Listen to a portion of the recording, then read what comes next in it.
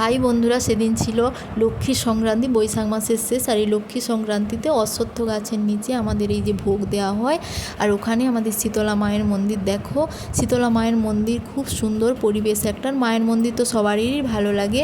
আর কারা কারা শীতলা মাকে ভালোবাসো অবশ্যই একটা লাইক, কমেন্ট, সাবস্ক্রাইব এবং শেয়ার করে দিও। তারপর আমরা ওই দিন আর কিছু মানে বার করেছিলাম, কিছু খাইনি। বাড়িতে এসেই তরমুজ আর খাচ্ছিলাম, পালও করেছিল আর কলা ছিল, ওটাই আমরা খেয়েছিলাম সেই দিনে।